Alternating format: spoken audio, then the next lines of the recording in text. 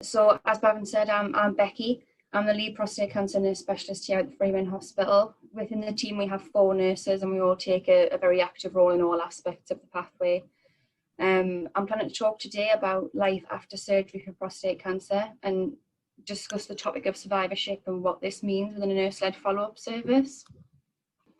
So I think it's important to understand what survivorship means and why it's so important within this patient group. This is a definition from the National Cancer Survivorship Initiative 2010, and within this I'm specifically looking at the first 2 sentences. So in cancer, survivorship focuses on the life and health of a person with cancer post-treatment until the end of life. It covers the physical, psychosocial and economic issues of cancer beyond the diagnosis and treatment phases. Now, it was 2007 that the vision for survivorship was first set out by the NCSI, and I think we can all agree that there's quite a bit of work to be done in implementing that vision to our patients around the world. But I do believe that here at Freeman Hospital we are well on our way, and we've made huge strides in creating a comprehensive and sustainable survivorship programme, which I'm very proud to be part of. I know that survivorship is not always an easy subject to tackle. It can look different within the same trust, within different tumour groups, let alone on a national or international level.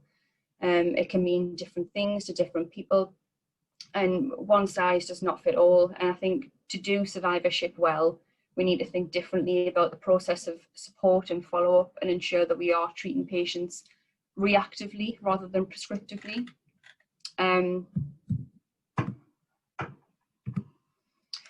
As we're all aware, robotic-assisted radical prostatectomy comes with a set of symptoms and side effects which really can be devastating for men undergoing this surgery.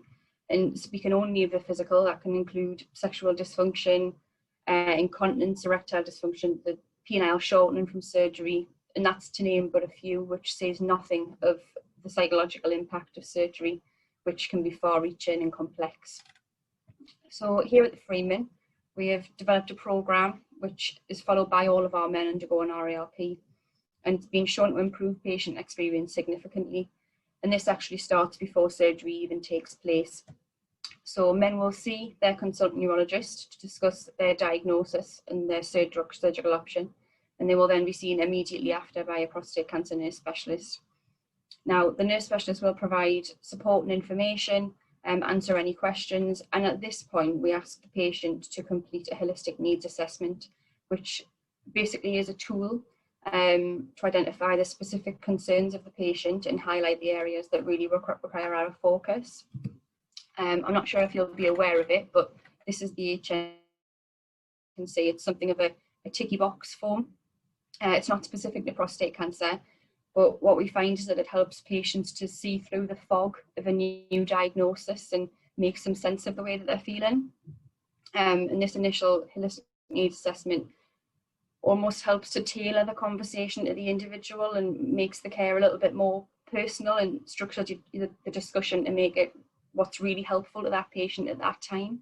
We would always give contact phone numbers at that point to maintain accessibility and availability of support.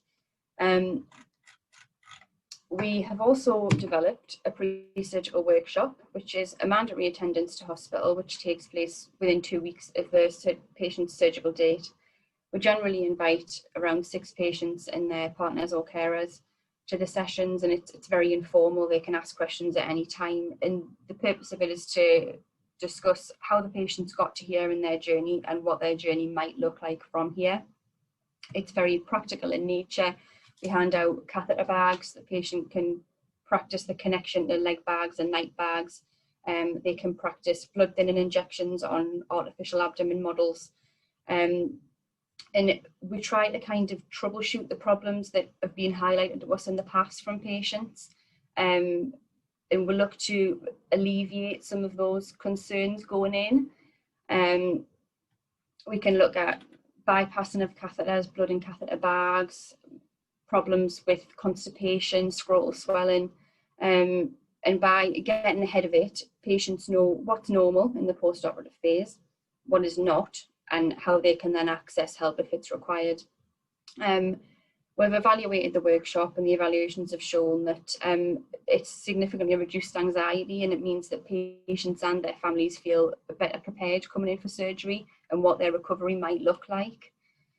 The workshop is run by a prostate cancer nurse specialist, a senior ward nurse, and a continence nurse specialist, which obviously gives knowledge and experience from a real breadth of practice. And at that point, we would consider with living with and beyond cancer has already begun. The patient's already taken those first steps in recovery before their surgery has even taken place. Men are admitted for surgery and will have an average length of stay of 24 to 48 hours. Generally, most men will go home the next day. Their catheter is then removed by our continence nurse specialist team, and that's somewhere between 7 and 14 days post-op, depending on specific surgeon instructions. And here at the Freeman, our patients will only see their consultant for one post-operative appointment, and that's to discuss their histology results at 8 weeks post-op. Providing all is satisfactory at that appointment, the mainstay of follow-up is then nurse-led. We carry out a parallel nurse-led clinic at that point, and the focus switches from that medical bias of the PSA result to a more holistic approach, and we will generally take the opportunity at that point to repeat the holistic needs assessment. And this is where holistic needs assessment really has its strengths. It ensures that the consultation is led by what the patient needs to discuss and not what the clinician feels should be discussed. And the data we have collected demonstrates that most of these problems are related to continence and erectile dysfunction.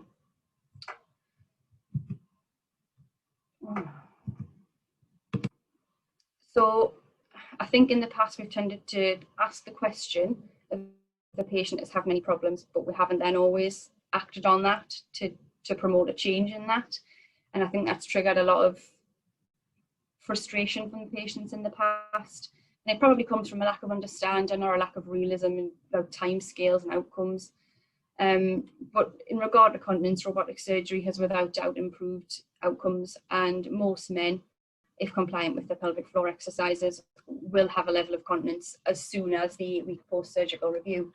And our benchmark for good continence at this point would be wearing 2 to 3 pads in a 24-hour period, and having a sensation of bladder filling. And if that's the case, then we would simply encourage continued pelvic floor exercise and just monitor their improvement.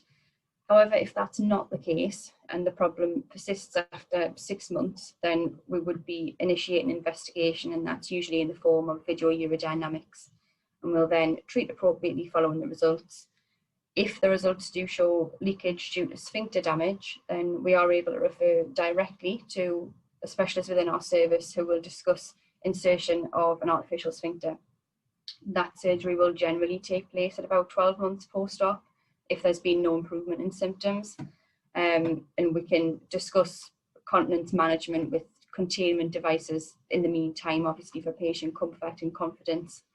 But the norm is at that 8-week surgical review, most men are dry through the night wearing a reassurance pad, which we usually encourage them to stop wearing just to improve their confidence.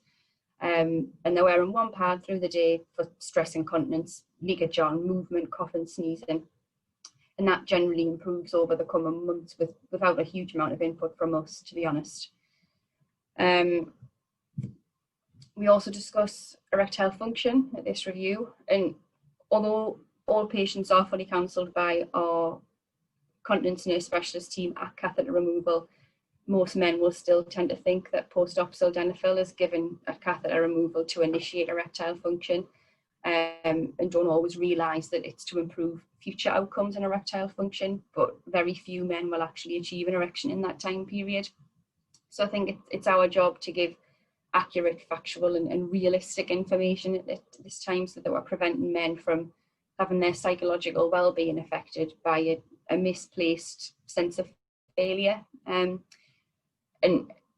I suppose in some ways this can be likened to a woman losing her breast. Nobody doubts that it changes the way that she feels about her body and her sexuality, although she can continue to have intercourse. However, men lose erections, and I don't think we always appreciate that they experience the same feelings of loss and grief and altered body image. And I think sometimes we do miss the gravity of that. And at this appointment, we do establish how important these issues are to men. Not all men will want to improve their erectile function, but all the men who do want to improve erectile function are offered instruction of a penile vacuum pump to aid penile rehabilitation, and around 70% of men will undertake this option, and they're generally quite keen to feel that they're doing something proactive in their recovery. And the pump has 3 uses. It prevents fibrosis, it can improve the effect of penile shortening from surgery, and it can also be used for sexual function with a retention band.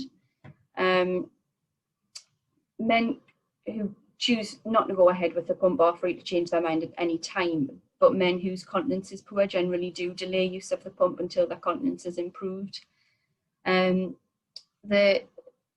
Personally, I think the 8-week post-op nurse-led review is a hugely important appointment, and many patients will benchmark that appointment as the point at which they really start to move on and make positive steps towards living their lives after cancer treatment.